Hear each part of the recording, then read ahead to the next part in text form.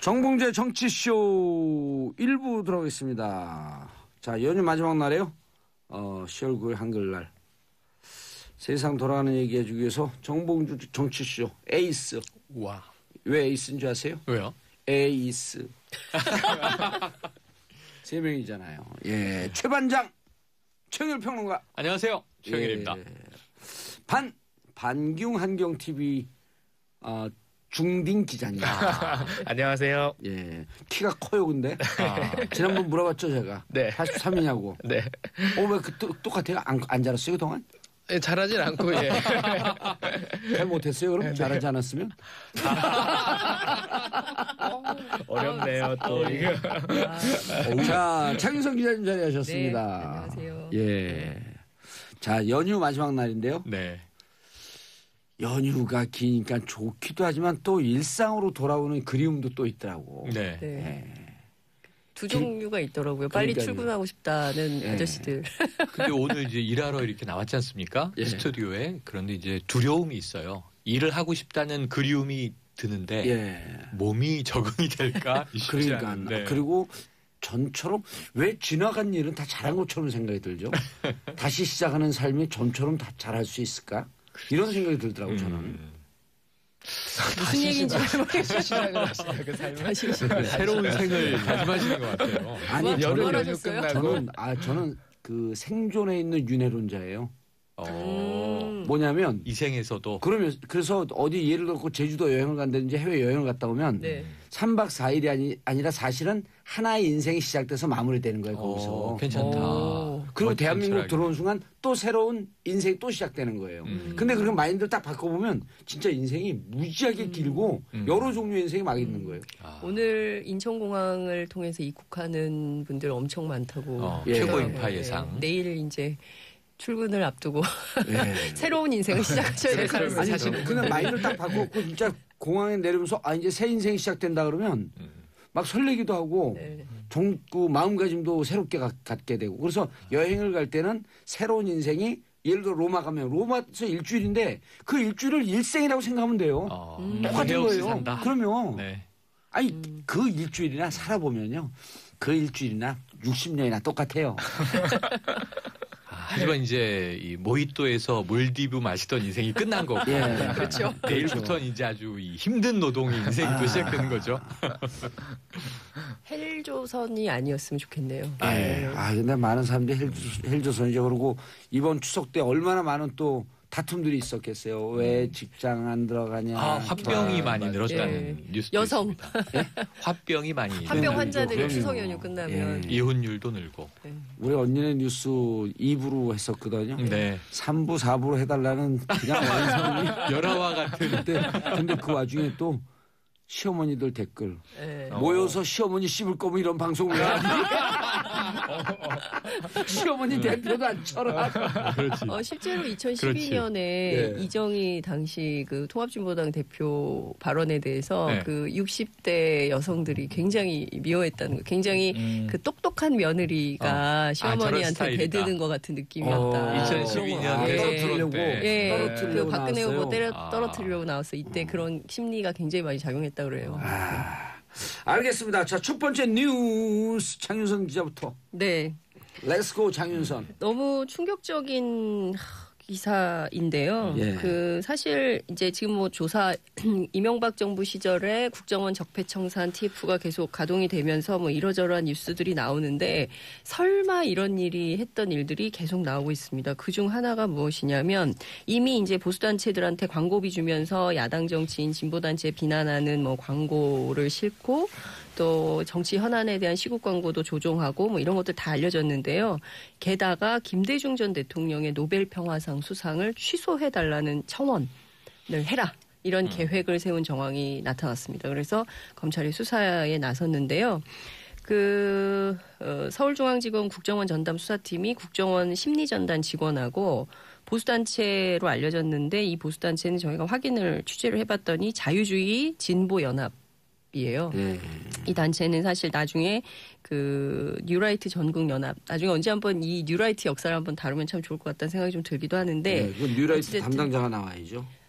제가 책을 한 권 썼습니다. 아, 뉴라이트요? 예. 어찌됐든 담당자는 아니고. 저는 어렸을 때 자, 좋아하던 아무튼. 프로가 그 무슨 개그 프로의 쌍라이트였었는데. 조춘 씨랑 네. 나왔던 바로 새끼로 가네. 중요한 뉴스입니다. 예. 그 분석을 했는데요. 그 당시에 봤더니 실제로 그 김대중 전 대통령 서거 직후에 노벨상 취소를 위해서 노르웨이 노벨위원회 청원서를 보내는 방안을 그러니까 그 보내는 방안을 실제로 상의했다는 거예요. 그러니까 보내려고 했었다는 것이죠. 그러니까 왜 그랬을까를 좀 따져봐야 될 것 같은데 아마도 2009년 8월 18일 김대중 전 대통령 서거 이전에 노무현 전 대통령 서거가 있지 않았습니까? 5월, 예, 5월 23일 날. 근데 그때 그 추모 열기가 어마어마했었잖아요. 그렇죠. 그러니까 이것이 재현될 것에 대비해서 뭐 이러저러한 정황을 벌인 것이 아니냐 이런 비판 얘기가 좀 나오고 있는 것이죠. 그러니까 문제는 실제로 이 단체가 8월 18일 날 낸 논평을 보면 이런 거예요. 김대중 전 대통령은 지역 감정을 정치적으로 이용을 하고 반헌법적인 6.15 공동선언을 통해서 대한민국의 정체성을 훼손했다. 뭐 이런 주장을 하거든요. 그러니까 구체적으로 노벨상을 이미 받은 노벨상을 취소해달라고 청원하는 것도 매우 이례적인 데다가 자국의 정부가 그러니까요. 소비에트도 아니고 예, 소비에트는 잘 모르지만 어찌됐든 국정원이 전직 대통령이 노벨 평화상을 받은 것을 오히려 그 보수단체를 동원해서 취하하도록 만든 그러니까 그 역사를 부정하고 싶은 거죠. 없애버리고 싶은 거죠. 그러니까 저는 이게 상당히 심각한 도덕적인 지독한 컴플렉스에서 나온 것이다. 근데 그것을 정책적으로 네. 이거는 그냥 일반 정치권의 여론몰이가 아니라 공작이 아니라 정부가 주도하는 거잖아요. 네. 문서화되고 아까 계획입니다. 이게 그 공식적으로 취소를 청원한다. 이 행위는 굉장히 국제관계에서 미묘한 문제를 이제 일으키는 건데 이걸 실행하려고 검토했다. 사실 이 당시에 이런 얘기는 왕왕 있었잖아요. 네. 근데 이게 시간이 많이 흘러서 거의 한 2009년 사태니까 한 8년 만에 네. 확인이 된 거 아닙니까? 그렇습니다. 당시 이제 깜짝 그런 놀랄 논란이 일이죠. 굉장히 많이 네. 있었는데 김홍걸 민주당 국민통합위원장 그 김대중 전 대통령의 막내 아드님이시죠. 근데 이분이 어제 페이스북에 글을 올렸어요. 당시 이제 상황을 되짚어 보면 장례를 국장으로 치를 거냐 말 거냐 며칠 이것을 동안. 뭐 2, 3일 동안 굉장히 지체하다가 마지못해서 결정을 했다거나 아니면은 문상 기간을 좀 축소하면 안 되겠냐 뭐 이런 요청이 있었다거나 그리고 제일 황당한 건 이것이에요. 그러니까 정부로부터 동작동 국립현충원에 자리가 없다. 다른 데를 찾아봐라 이런 얘기를 했다는 거예요. 근데 이거를 이제 문제 삼으려고 했었는데 당시에 이호 여사께서 그냥 조용히 넘어갔으면 좋겠다 이런 말씀을 하셔서 얘기 안 했는데 아니 김홍걸 씨 얘기면은 사실일 거 아니에요. 그렇죠. 상주인데요. 상주죠. 네. 상주. 그래서 그러니까 이런 사실 어찌 보자면 모욕이죠. 근데 저는 참 이런 식으로까지 모욕을 하면서 폄훼하려고 했었던 것이죠. 거기다가 노벨 평화상 취소 청원까지. 그러니까 뭐 진보 정권에서 있었던 업적은 물론이거니와 상징적인 인물에 대한 그런 의미까지 축소를 예. 어떻게 해서든지 해서 이제 보수를 좀 장기 집권하는데 좀 초속으로 만들려고 하지 않았나. 지금 뭐 야당 의원이 이야기했던 네. 그 노무현 대통령의 죽음에 대한 해석 말이죠. 네. 가족사로 폄훼하는 예. 부부싸움을 하고 부인이 가출을 했고 혼자 있던 밤에 자살을 한 것이다. 이게 사실 그 당시에 만들었던 논리기조라는 게 또 확인됐잖아요. 그렇죠. 예, 그냥 맞습니다. 개인의 그냥 순간적인 충동적 발언이라기보다는 예. 예. 그러니까 제가 이제 자료를 쭉 찾아봤더니 2002년 10월에 이제 이런 얘기들이 나오는데요. 당시에 이제 오마이뉴스가 2년도에 이제 그 노벨 평화상 이후에 예. 그 노벨 위원회의 론데스타트 사무총장하고 이제 오마이뉴스에서 이메일 인터뷰를 했어요. 근데 이분이 무슨 얘기를 하냐면 노벨상 로비설은 무지의 소치이자 매우 무례한 주장이다. 이렇게 라고 딱 못 박았습니다. 선을 그었는데 예. 그리고 또 올라브 율스타드 그 노벨 연구소 연구실장도 2000년 11월 노르웨이에서 열린 그 한반도 국제 그 심포지엄이 있었거든요. 이 자리에서 어떤 얘기를 하냐면 당시 이제 노벨 평화상을 이제 수상을 했는데 오히려 한국의 정치적 반대자들이 김대중 대통령한테 상을 주면 안 된다는 기이한 로비가 있었다. 맞아요. 기이한 이렇게, 로비가 기이하죠, 있죠. 예, 기이한 로비가 있었다고 보통 폭로를 우리나라 합니다. 주세요라고 하는데 예. 그렇죠.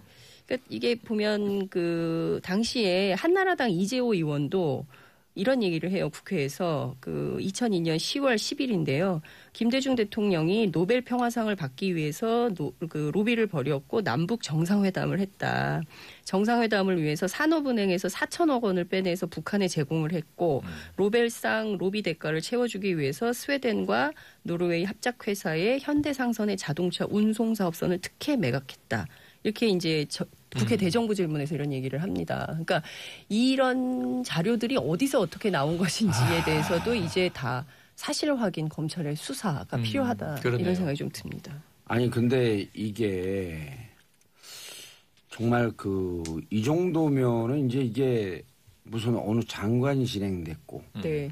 총리가 했고 이런 일이 아닌 것 같지 않아요 이제는. 그렇죠. 그렇죠. 이렇게 되면 이거는 정권 차원에서 네. 네. 최고 책임자. 아니 이렇게 되면 이제 MB한테 확산이 안 갈 수가 없는 거 아니에요? 그렇습니다. 아니 이걸 누가 결정하겠어요? 그렇죠. 이런 걸 하라고. 그렇죠. 네. 이거 생각해 보면 어마어마한 거예요. 어마어마하죠. 어마어마한 전임 거고 저는 대통령에 너무 대한. 화가 나는 게 이런 걸 예, 보면서 예. 물론 이 진행하기 때문에 중립적 위치에 있어야 되는데 네. 세상에 완벽한 중립이라는 건 우주상에 존재하지 않거든요.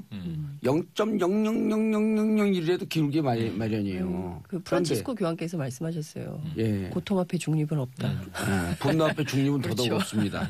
그런데 뭐가 화나냐면 우리 방송 듣는 분들도 정확히 하셔야 될 게 이렇게 국가 비용과 국가 노동력을 이용해서 엄한 짓을 하고 있을 때 일본과 중국 우리하고 경쟁하고 있던 나라들은 다 앞으로 그냥 달려가고 네, 있을 네, 때 아니에요. 네, 이런 네. 짓을 하고 있냐고요. 네. 그때 이런 걸 했기 때문에 지금 일자리가 이렇게 없어지고 경제가 이렇게 망가지고 남북관계가 이렇게 개판이 된 거예요. 그런 걸 생각하고 2007년도 진짜 어떻게 개개인을 다 부자 만들어주겠다는 사탕 발림에 속아갖고 그런 사람이 대통령이 나오는 나라를 만들었냐고. 그러니까 지금 생각해 보면 정권, 그 다음에 이제 보수 언론, 그리고 이제 보수 정치인, 그러니까 또 재벌 이렇게 다 합체가 돼서 하나의 통으로 이제 움직였다고 볼 수도 있는 건데요. 그 노벨 평화상 로비설을 가장 적극적으로 보도한 언론이 조중동입니다. 네.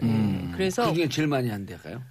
그건 모르겠어요. 어찌됐든 아니요. 그러니까 당시에 보면은 중앙일보가 먼저 쓰고 예. 조선과 동아가 잇따라서 쓰면서 계속 확대 재생산을 해요. 예. 그래서 당시 이제 그러니까 민원연 예. 사무총장인 최민희 지금은 전 의원이시지만 당시에 이제 민원연 사무총장이었을 때 무슨 얘기를 했냐면 조중동이 자꾸 쟁점 사안에 대한 진실 확인은 뒷전으로 미루고 모든 거를 정쟁으로 몰아가서 국민의 판단력을 흐리게 하고 무관심과 냉소주의를 부추기고 있다 이런 비판을 합니다. 근데 그게 지금 이제서야 이제 확인이 되고 있는 거죠. 그래서 저는 이 뉴스를 들으면서 예. 지금 이번 명절 연휴 추석 SNS 민심 내내 예. 주로 보수층 분들이 사진 한 장을 많이 이렇게 뿌렸어요. 그게 예. 뭐냐면 미국의 클린턴 전 대통령, 오바마 전 대통령, 부시 전 대통령이 사이좋게 이렇게 찍은 사진 예. 한 컷이에요. 네. 그 미국의 대통령은 보수 진보 상관없이 전임 대통령들이 이렇게 모여서 맞아요. 즐거운 모습을 보여주는데 우리나라는 왜 정치 보복하냐 이거였거든요. MB 때 분들 가슴에 손을 얹고 생각을 해보세요. 지금 나오는 이 뉴스가 가슴에 손을 얹고 네. 짧게 생각하면 안 돼요. 방송 듣고 계속 생각해봐야 돼요. 오래오래 예, 방송을 듣고 일단. 정치 방송을 보복을 일단 듣고. 정치 광고 듣고, 보복을 누가 했냐고요? 막 광고 듣고 이제 방송을 듣고 그래. 광고 듣고 돌아오겠습니다. 채널 고정하셔서. 네, 정봉주의 정치쇼 2부 55분 40초 멘트 아웃. 이게 뭐예요? 자, 김성숙님 노벨상 위원회에서는 얼마나 어이가 없었을까요? 그 기사가 오마이뉴스 그때 인터뷰한 거에 나왔던 거죠. 그리고 네. 아까 말씀드렸던 룬데 슈타트 사무총장이 그런 얘기를 했었고, 그다음에 2000년도 아까 말씀하신 네. 게 2000년도 했었네. 네. 올라브 율스타드 노벨 연구소 연구실장 네. 한국에서 노벨상 주지 말라는 기이한 로비가 들어왔다. 아니 근데 진짜 그 노벨상 우리나라 유일하게 받은 거 아니고 또 그렇죠. 평화상 네. 노벨상 중에 가장 격이 높은 권위죠. 평화상 예. 그거를 취소하면 예. 국격이 떨어질 텐데 MB가 그렇게 강조했던 게 국격이었었잖아요. 국격했죠. 그러니까요. 예. 그러니까 그 굉장히 앞과 뒤가 다른 정치를 했던 것이죠. 앞에서는 국격을 강조하면서 예. 뒤로는 상당히 어찌 보면은 국정원이 이런 걸 했다는 것 자체가 그 얼마나 세계의 그래도- 웃음거리가 예. 되는 거예요. 그래도 그 잘한 거 있어요. 음. 혓바닥 신공. 응? 혓바닥 신공. 뭐예요? 야, 그 혓바닥 나왔다 들어가는 속도는 그거는 노벨상이냐 올림픽 금메달감이에요. 그러니까 이게 보면 참 그 해외에서 보면 이게 국내 정치를 위해서 국제 가장 세계에서 권위 있는 상을 받은 그 노벨 평화상 네. 수상자인 그리고 정말 독재 정권과 싸워서 민주화 운동의 상징적인 존재인 김대중 전 대통령의 노벨 평화상을 취하해라. 그러니까 이런 이게 얼마나 코미디 같다고 해외에서 생각했습니다. 보면 이런 거랑 똑같은 게 네. 인도 정부가 예. 자 마더 테레사 평화상 철회하라. 아, 인도의 이상한 네. 세력들이. 그리고 또 남아공에서 넬슨 네. 만델라는 상 받을 자격이 없다. 네. 뭐 이런 거 아닙니까? 그렇죠. 예. 네. 미국의 CIA가 네. 오바마한테 왜 평화상을 그렇죠. 줘요? 뭐 이런 거 같은 그거죠. 거죠. 그거죠. 예. 아, 그렇게 얘기하니까 쏙쏙 들어오는데 그 전에도 쏙쏙 들어왔어요. 되게 신기해요. 참 아니 이게- 근데 우리 네. 재밌는 게 제가 왜 웃는 줄 알아요? 밖에 PD하고 작가들은 네. 이 정치적 이슈가 나오면 이 세 분이 지금 한 서너 시간에도 쫙 가는 건데 네. 전전긍긍 불안해 죽겠는데 무슨 발언이 또 튀어나올까 트럼프로 넘어가자고 난리가 났어요. 트럼프도 이 세 분의 입에 걸리면 거의 작살 수준인데. 그렇죠. 자, 다음 최윤 평론가님 넥스트 뉴스. 네, 트럼프의 신공이 뭔지는 또 봉도사님께서 말씀해 주실 예. 테니까 지금 명절 연휴 내내 이 밥상 민심에서 가장 불안했던 게 전쟁 불안, 전쟁 예. 공포예요. 그런데 그게 모두 저 트럼프 미국 대통령 입에 주로 달려 있는데 예. 입이라기보단 손가락 신공입니다. 예. SNS를 엄청나게 하기 때문에 근데 지난번에 방법 네. 알려줬는데 페이스북 그 오너는 페이스북 계정을 취소해버려요. 트위터, 트럼프. 트위터. 아, 트위터. 그러면 좀 뭐 부인 멜라니아나 딸 이방카의 계정으로라도 하지 않을까 싶은데요. 자, 8일 날 트위터가 또 하나 올라왔는데 네. 이렇게 써 있습니다. 자, 전임 대통령들과 그 정부는 25년간 북한에 얘기를 해왔고 많은 합의를 이뤘고 막대한 돈도 지불했지만 결과적으로는 효과가 없었던 거 아니냐. 자, 합의는 잉크가 마르기도 전에 훼손됐고 이 미국의 협상가들을 바보로 만들었다. 결론입니다. 유감이다. 그러나 단 한 가지는 효과가 있을 것. 그래서 이 단 한 가지 효과가 있을 것이 뭐냐? 이 해석이 또 구구한 거예요. 외신과 뭐 국내 언론들이 분석한 게 세 가지가 오늘 조간에 나오고 있는데 예. 1. 계속 걱정했던 군사적 옵션, 선제 타격론 이게 하나 있는 거고요. 2. 선제 타격까지는 아니지만 항모 전단을 이제 불러와서 해상 봉쇄를 할 것이다. 세 번째, 2005년 이제 이 BDA 금융제재처럼 역대급 이 북한의 돈줄을 완전히 죄는 이 고강도 금융제재를 할 것이다.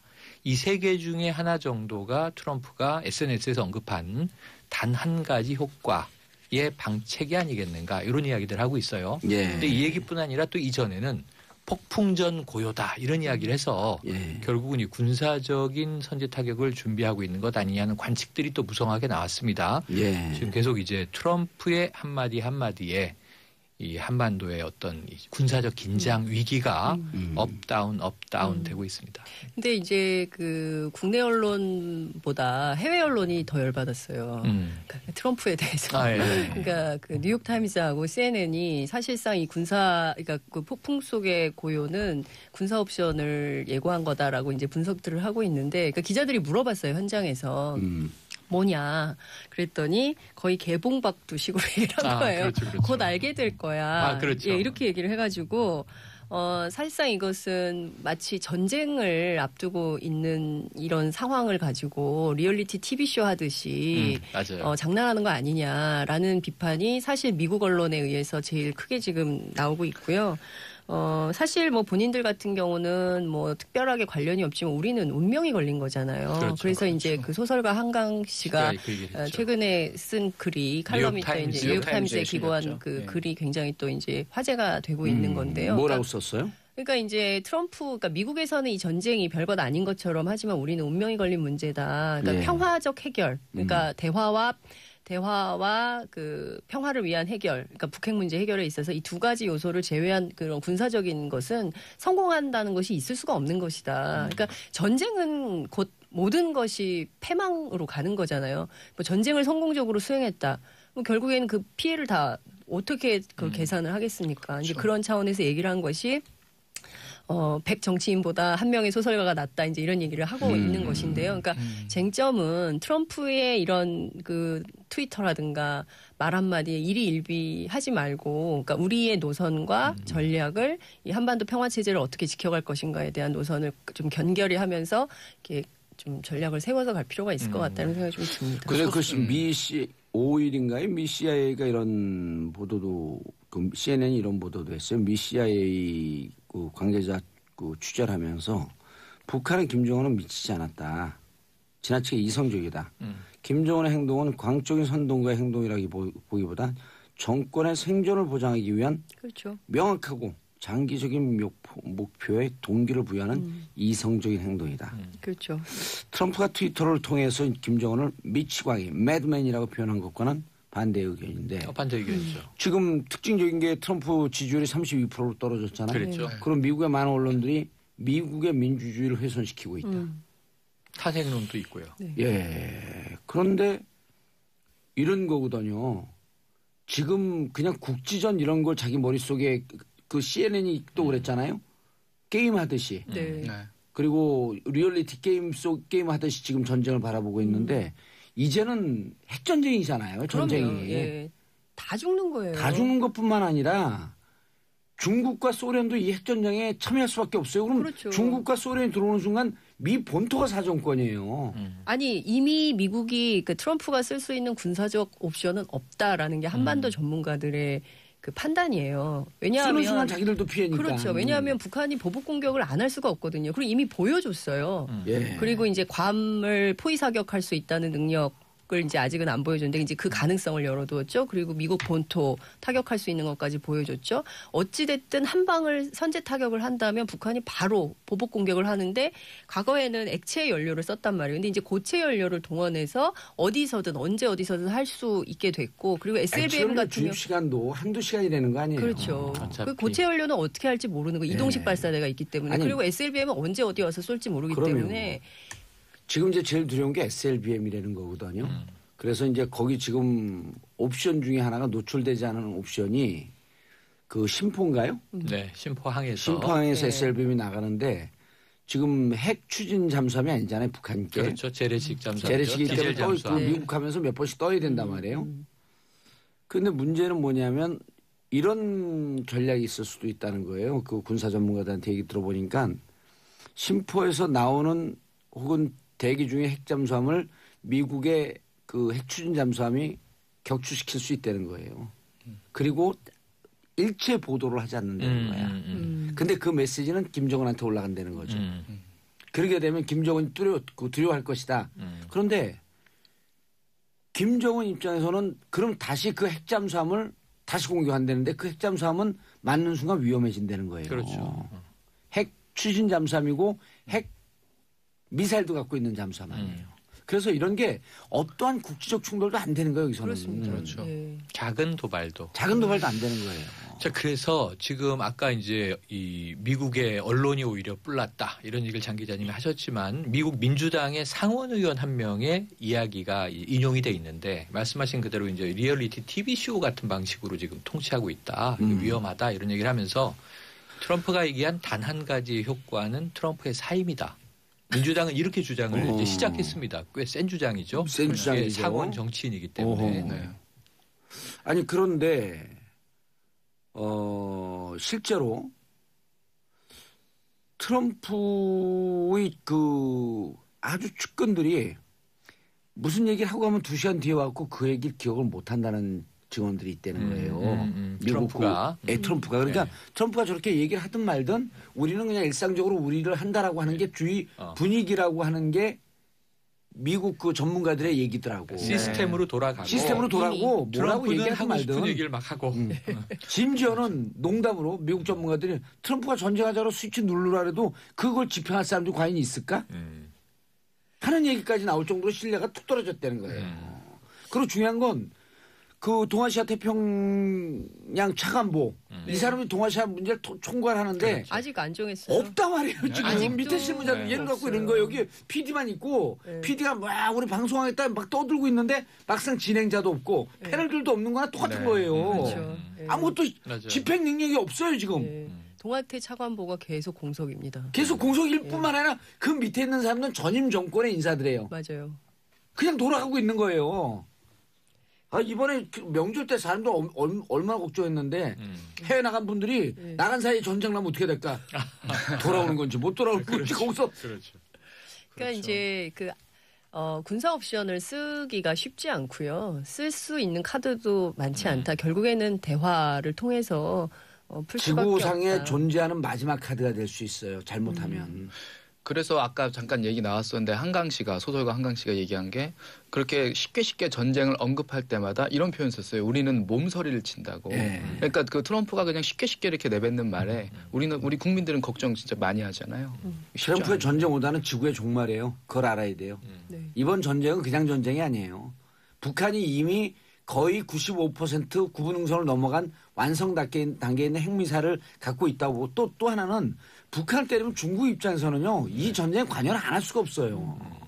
저는 국내 언론이 좀 이렇게 이런 문제들에 대해서 좀 이렇게 진중한 태도로 정말 전쟁이 일어날 것처럼 막 호들갑 떠는 게 아니라 실제로 그렇지 않다는 얘기를 좀 많이 보도했으면 좋겠다는 생각이 좀 듭니다. 그리고 국내 언론 중에 어디라고 내가 얘기는 하지 않겠지만 전쟁이 나든 않든 관심은 문재인 대통령 지지율만 떨어지길 바라고 이런 언론 때문에 더 문제예요. 그건 뭐 언론 이전에 또 정치권의 이해관계가 그런 것 같아서 정치권이 우선 적어도 국회의원 배찔단 사람들은 국가의 안위를 비롯하여 우리 대통령이 요구하는 게 항상 헌법을 지켜라 아닙니까? 그렇죠. 네. 그 헌법을 준수하겠다고 공직에 들어간 분들이 국가의 안위부터 지켜야 되는데 지금 이 명절 내내 영화 남한산성이 굉장히 화제가 됐거든요. 거기 이제 척화파와 주화파가 나오지 않습니까? 그렇죠. 주전파, 주화파. 후금이 막 쳐들어와 있는데 그래서 저는 아무리 봐도 조선시대가 저렇게 패망한 거는 붕당 정치인데 내 말이 맞고 나의 정적의 말은 틀리다. 왕에게 이걸 설득하기 위한 정치를 한 거 아닙니까? 지금도 대한민국도 이 붕당 정치의 모습 아닌가. 그럼요. 오히려 안타까움이 트럼프의 있어요. 어떤 이 사람이 지금 쓰고 있는 게 미치광이 전략이잖아요. 자기를 뭐 이렇게 미쳤다고 자처를 하면서 발언을 하는데 거기에 오히려 좀 힘을 실어주는 그런 형국 같아요. 우리나라 국내 분열이 정치권에서. 국내가 똘똘 뭉쳐갖고 예를 들어서 FTA도 지금 이제 뭐 좀 이따 말씀하시겠지만 밀고 들어올 때 야당이 먼저 협치하자 그랬고 여야가 만들었고 그 하나의 안을 만들고 야당이 그렇죠. 이거 우리 못한다 폐기하자라고 강력하게 야당이 그러면요. 우리 협상단 나갔고 야당이 너무 반대했고 못하겠습니다. 이게 레버리지가 되는 거거든요. 맞습니다. 야당의 힘을 그럴 때 보여주는 거예요. 네. 그래서 두고 보자 뭐 이를 갈고 두 눈 부릅뜨고 쳐다보겠다가 아니라 우리 협상단들한테 어떤 힘을 줄 것이냐. 그래서 저는 이번에 보면은 아마 뉴스 보도에 정치권 뉴스에 홍준표 대표, 자유한국당 대표가 이런 얘기를 합니다. 대미 외교를 이제 시작하겠다. 그럼 자유한국당이 대미 외교를 시작하면 정부 외교는 또 무엇이며 지금 정부가 여러 개 있는 것 같아요. 느낌상. 아니 그렇게 하면 할수록 미국에서 우리나라 그 외교력을 우습게 보고요. 그럼요. 갖고 노는 거예요 그냥. 그러니까 전술핵 배치해 주세요. 또 이런 거 아닙니까? 추석 내내 자유한국당 명의로 플래카드가 전국에 엄청 많이 걸렸잖아요. 걸렸어요. 맞습니다. 플래카드가. 아니 미국 가갖고 우리 대통령 힘 없어요. 이제 내가 진짜 대통령이 진짜 협상단입니다. 그럼 미국에서 갈갈기 찢어진 나라 그래 내 마음대로 해. 내 마음대로 쪽쪽 빨아먹게 FTA 협상 해갖고 쪽쪽쪽쪽쪽쪽 빨아먹게 이러죠. 아이고. 청취자 문자 좀 계속 걱정하는 거 우리 국민들. 한미라 M은 또 뭐예요? 한미라님 트럼프가 전쟁을 일으키고 싶어서 미치겠나 봐요. 근데 왜 한반도냐고요. 이미 중동에서도 많이 했어요. 근데 중동은 국지전이에요 말 그대로. 여긴 지금 핵전쟁이라니까요. 자 내일 북한은 노동당 창건 기념일. 네. 지금 어제 보니까 대대적으로 인사 개편을 해서 이제 새로운 젊은 피들이 김정은 측근에 친위 부대로 재배치했다. 최룡해는 명실상부 2인자. 동생 김여정이 이제 중앙당, 노동당 후보위원이 됐죠. 러시아 의회 의원들 2명이 다녀왔잖아요. 4명이 다녀왔나 하면서 곧 미사일 발사할 준비가 된 것 같다. 초고강도 도발이 예정돼 있는 듯 이렇게 나오고 있습니다.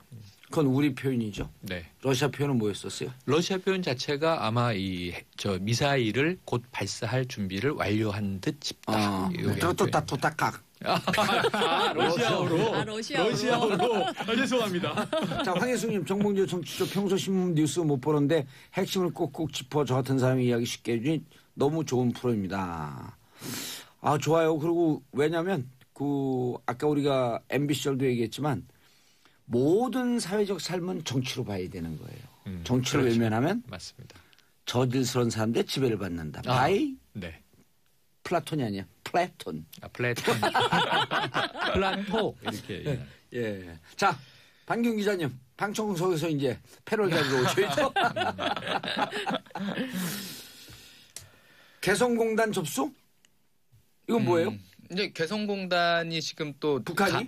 북한에 있는 이제 개성공단이 지금 가동이 중단된 상태잖아요. 그렇죠. 근데 그렇다 이제 그 제품 기계 이런 거 다 우리 거 아니에요? 맞습니다. 우리 기업들 거. 네, 설비나 뭐 이런 그 안에 있는 그 남겨진 제품들 다 이제 우리 기업이 소유를 하고 있는 건데 여기 그 개성공단 입주 기업이 한 123개사 정도 되거든요. 예. 이제 그대로 이제 기자재라든지 이걸 놓고 급하게 나왔어요. 그러면 며칠 더 연장해달라 그러는데 근데 박근혜 정부 시절에 노하고 그냥 바로 오전에 1시에 발표하고 5시인가 빠져나온 거 아니에요? 맞아요. 그러니까 물론 이제 이전에도 가동 중단 사태는 있어 왔어요. 근데 그럴 때는 다 이제 준비할 시간을 줬었거든요. 근데 이번에 그 이전에 박근혜 정부 때는 준비할 시간을 아무것도 주지 않고 그냥 빠져나오게 했죠. 심지어 국정원 애들도 자료 다 놓고 왔다는 거 아니에요? 그렇죠. 맞습니다. 아이고, 참. 그렇게 비어 있는 그 공단에서 지금 이제 북한이 임의적으로 자기네들이 이제 그 우리나라 기업의 설비나 기자재를 가지고 이제 공장을 또 돌리고 있다라는 소식이 들려왔습니다. 여기 그 입주 기업이 한 60%가 그 봉제 의류 뭐 이쪽 공장이 이제 핵심이거든요. 이쪽에서 아마 전력 설비가 좀 적게 드는 이제 봉제 쪽, 그래서 뭐 미싱을 좀 돌린다든지 이런 식으로 공장을 가동하고 있다. 지금 이렇게 좀 소식이 들리고 있고요. 북한 쪽에서는 우리가 무엇을 하든 뭐 상관 말라. 지금 오히려 더 큰 소리를 치고 있는 그런 상황입니다. 우리 공화국의 주권이 행사되는 공업지구에서 우리가 무슨 일을 하든 그에 대해 누구도 상관할 바가 없다라고 예. 북한 측에서 입장 발표한 거죠. 예, 맞습니다. 그래서 그 우리나라 기업인 분들 속이 지금 많이 타고 있는 그렇죠. 상황이죠. 보상대로 못 받고 있는 상황에다가 그래서 오죽하면은 이번 이 북한에서 그 공장을 가동한다는 소식을 듣고 그동안 이제 우리 녹슬어서 못 쓰게 될 뻔한 설비들을 돌려주니까 그런 점은 좀 그래도 위안이 된다. 이렇게까지 말씀하시는 그 업체 관계자분들도 있었어요. 그렇죠. 왜냐하면 가만두면 이게 더 녹슬거든요. 그렇죠. 차량부터 모든 설비가 그냥 녹이 슬면 쓸 수가 없는데 그래도 이렇게 간간히 돌려주면 그 정도는 좀 나중에 가서 건질 수 있지 않겠냐. 이렇게까지 생각하시는 분들이 있습니다. 그러니까 희망을 갖고 있는 업체에서 거네요, 이제는. 왜냐하면 다시 들어가실 생각을 하고 있거든요. 그 설문조사를 해보면 90%가 넘는 기업인분들이 개성공단에서 일하셨던 기업인분들이 재입주를 희망하세요. 예, 그만큼 부가가치가 높았던 사업이니까요. 맞습니다. 그거 북한에다가요 개성공단 같은 거 한 15개, 20개 짓자 그랬었잖아요. 그거 지금 낮은 선봉. 낮은 선봉 지역이 선봉. 그거 하고 있잖아요. 네, 맞습니다. 그래서 생각을 해보면 지금 이 개성공단 폐쇄는 박근혜 당시 대통령이 한 겁니다. 사실은 그 전에 이제 잠깐 봉쇄됐던 적은 있지만 또 풀렸고. 예. 그리고 저 개성공단 폐쇄 이야기가 나오니까 북한이 5시까지 다 그럼 갖고 철수해라.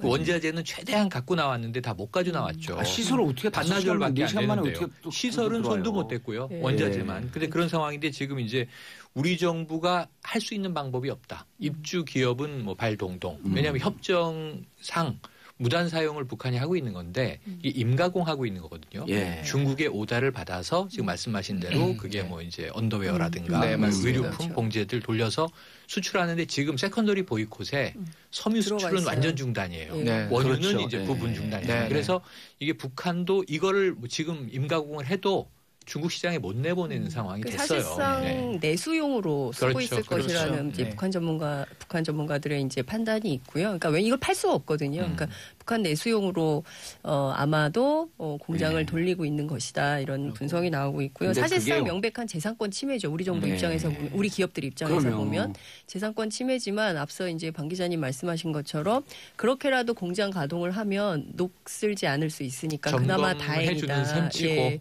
근데 제가 개성공단 취재를 굉장히 많이 했었는데요. 가보면 거기서는 이미 통일이에요. 그러면 네, 그 제가 복막골에서도 통일인데요. 그럼요. 근데 통일 얘기는 눈물 나요. 우리 광고 듣고 오면 안 될까요? 네. 아, 죄송합니다. 자, 광고 듣고 3부에 계속 오겠습니다. 채널 고정하셔서 3부 순서 들어가겠습니다. 방 기자님, 개성공단 얘기를 계속해보죠.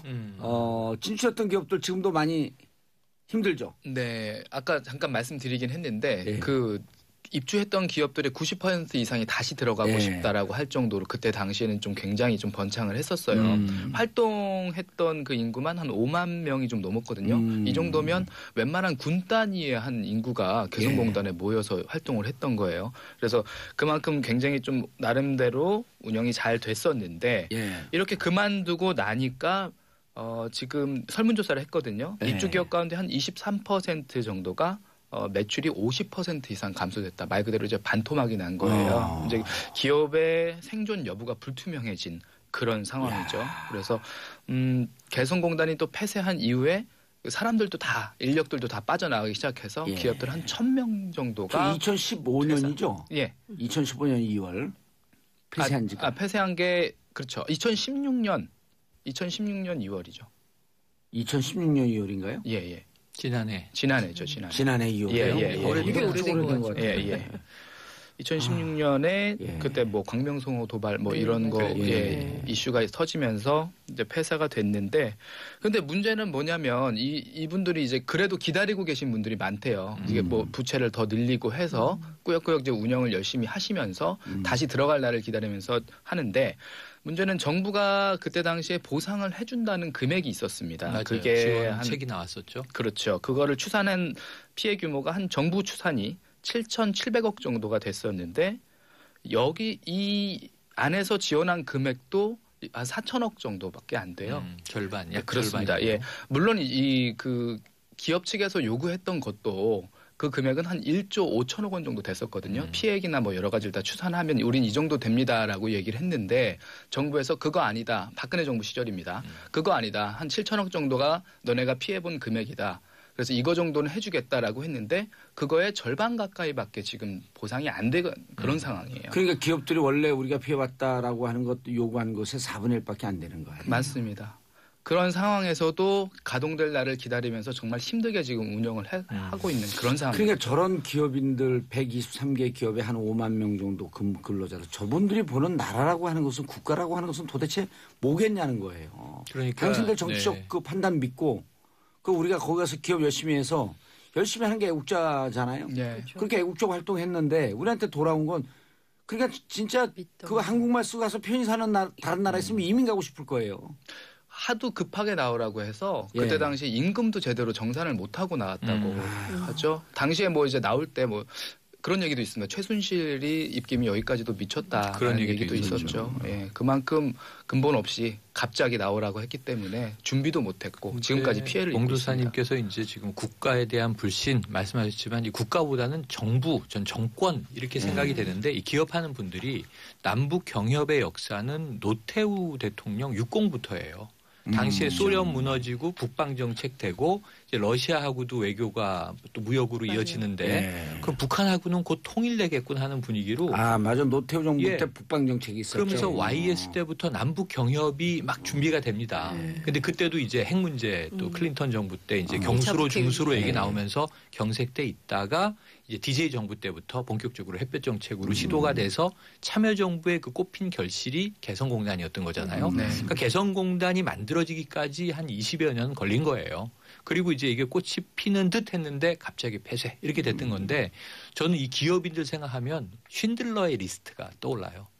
통일을 정치가 못해요. 경제가 하는 건데 기업가들이 먼저 들어가서 위험을 감수하고 투자를 하고 현지인하고 어울려서 자 우리는 장비를 댈 테니 여러분들이 노동력을 대십시오. 아까 말씀하신 대로 현지는 마치 통일 분위기, 협업이 돌아가고 있으니까 그리고 뭔가 생산을 한다는 성취의 기쁨이 있잖아요. 우리가 만든 이 옷들이 세계 시장에서 좋아한다. 우리가 만든 제품들을 세계 시장에서 굉장히 값싼데 품질 좋다고 칭찬한다. 이러면서 성취의 기쁨을 만들어가는데 이 경험을 그 무엇으로도 대체할 수 없는 거란 말이죠. 그런데 이게 갑자기 뚝 끊어졌고 이분들은 돈도 잃고 사람도 잃고 사업 기반도 잃고 그러니까 이 우리 대한민국의 신들러들이 통일의 앞장선 일꾼들인데 어떻게 이들을 다시 한번 이제 동기부여해야 되겠는가 하는 거 고민해야 될 때가 온 것 같습니다.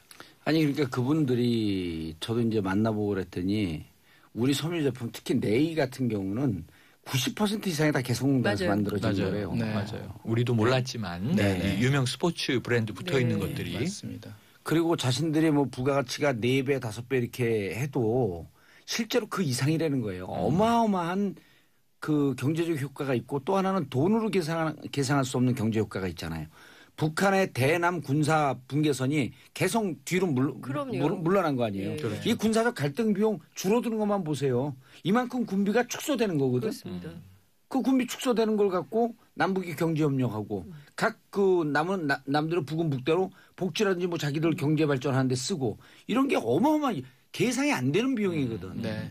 그러니까 그때 우리가 했던 얘기가 뭐냐면 저는 뭐 이렇게 나중에 별로 신뢰하지 않았지만 그 정동영 통일부 장관이 뭐라 그랬냐면 평화가 경제다. 그 얘기했잖아요. 의미가 있는 얘기네요. 네. 중요한 메시지예요. 예, 그래서 예. 잘 보면 중국도 그렇지만 중국이 이제 정치적인 체제는 공산당 독재지만 경제 체제는 자유시장이 됐잖아요. 그렇죠. 네. 그리고 소련이 아까 붕괴됐던 얘기를 하는데 소련이 왜 붕괴됐는가? 모스크바에 미키마우스와 코카콜라가 들어가면서부터 붕괴됐다. 그럼 북한도 그런 식으로 이제 시장 개방으로 나오게 하려면 개성공단에서 우리가 얼마나 많이 얘기했던 게 초코파이 엄청나게 맞습니다. 좋아한다. 이런 얘기 했잖아요. 그리고 우리 물건을 북한 사람들과 나눠서 공유함으로써 네. 이게 나만 좋구나. 네. 그 대한민국이 의외로 잘 사나 보다. 이게 자연히 흘러들어가는 정보인데 이걸 왜 우리 스스로 파이프라인을 끊어버리냐 이거죠. 지금은 좀 상상이 안 되실 수도 있는데 이때만 해도 지금 개동 그 현대 사옥 앞에서 출퇴근 버스가 맞아요. 오가던 맞아요. 그런 시절입니다. 예. 그게 그렇게 경계를 오래된 넘어서. 얘기가 거기서 아니에요. 얼마 난 근데 개성공단은 얼마 안 저는 걸려요. 안 들어가 봤어요. 금방 가요. 2시간 안 걸리죠? 2시간 안 걸리고요. 주로 이제 저희가 여의도에서 출발을 많이 했었는데 네. 1시간 반? 예, 시간 반. 막히지 않으니까. 토요일로 가는 거니까. 토요일로 가는 그렇죠. 거죠. 막히지가 않아요. 문산 지나고 금방 하면 가요. 금방 가고요. 예. 그리고 이제 개성공단도 그렇지만 경유선도 막 복원되고 그랬었잖아요. 그때 예, 분위기 그럼요. 이렇게. 철도도로 네. 협력 사업, 네. 뭐 통일부에서 그때 굉장히 여러 사업을 했었죠. 금강산 관광, 그다음에 개성 관광도 있었어요. 그래서 개성 관광도 활성화시킨다는 거였고 평양에도 그 무슨 모시, 삼배 이런 거 하는 저 사업자들이 들어가서 사업을 하고 있었고 다양한 경로에 이제 경제 협력, 남북 경협이 활성화됐었죠. 근데 이제 그것이 이명박 박근혜 정권 때 완전히 이제 중단이 그러니까요. 됐던 거죠. 예. 근데 만약에 그게 잘 됐으면 어쩌면 지금 우리가 경우에 따라서는 유라시아 횡단 열차를 타고 유럽까지 갈 수 있을지도 아니 모르지 그때 않았을까. 그 김대중 노무현 대통령 때 추진했던 철의 실크로도 네. 북한 거는 다 다시 깔아줘야 돼. SOC를 맞아요. 우리가 우리 돈을 깔아줘도 남는다는 거예요. 그게. 그렇죠. 왜 그러냐면 그럼 북한은 그 SOC 하게 되면 단동이라든지 심양 이쪽이 물류 집합지 아니에요. 네. 동북 삼성에. 거기 있는 게 인천과 부산으로 내려오는 그 통행료만 받아도 북한 경제는 살아난다 그랬어요. 그 우리는 그거 깔고 그 배로 오는 그 물류 비용 네. 이거보다도 그냥 육로로 오는 게 훨씬 싸니까 그거 짧고. 그렇죠. 예. 아. 좀 그런 것도 그런 게- 있어요. 꽃게 이런 거 보면 네. 이런 얘기 있거든요. 지금은 중국산 통일되면 지금은 북한산 통일되면 국산. 그러니까 그러네요. 예, 네. 서해 꽃게 뭐 여러 가지 할 게 너무 많죠. 아니, 사실은 그 경제 진짜 협력 하려고 그 치면. 북방한계선 NLL 예. 네. 그거 저는 진짜 노무현 대통령 뭐 이래서 좋아하고 뭐 저래서 싫어할 수도 있지만 그때 명언을 남겼잖아요. 선을 면으로 바꾸자. 네. 맞아요. NLL이라고 하는 선을 네. 네. 이 선이 바다에 안 보이니 그것을 하나의 면으로 만들어서 네. 그 안에서 공동 어록 구역 만들고 공동어로 네. 수역. 예. 그럼 그 안에 들어가면 그게 그 바다의 개성공단이거든요. 그 안에 통일이 되는 거예요. 같이 그러니까 서로 거기서는 꽃게잡이 경쟁만 하면 되는 거야. 총칼 없어지고. 예. 그러니까 이게 참 그러니까요. 격세지감이지만 이런 얘기는 국민들이 다 너무 좋아하는 게 심지어는 박근혜 대통령이 후보 시절에 당선되기 위한 공약 중에 핵심 사업이 이 DMZ의 평화공원 네, 조성이에요. 맞아요. 그거를 초기에는 이제 주구장창 얘기했지만 그거 결국은 공원 조성한다고 네. 여의도에 사기꾼 엄청 돌아다녔어요. 그래요? 자기가 사업권 따냈다고.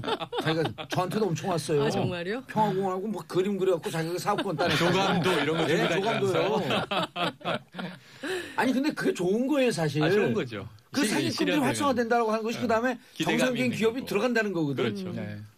아, 근데 그 손을 면으로 바꾼다 그랬다고 그걸 갖고 2012년 대선 때 NLL을 포기했다 그러면서 그 남북 정상 대화로까지 까는 그 안기부 장관이나 그걸 들고 다니는 정치인들이나 아유 그분들 다시 진짜 정치하면 안 돼. 이미 하고 계십니다 지금.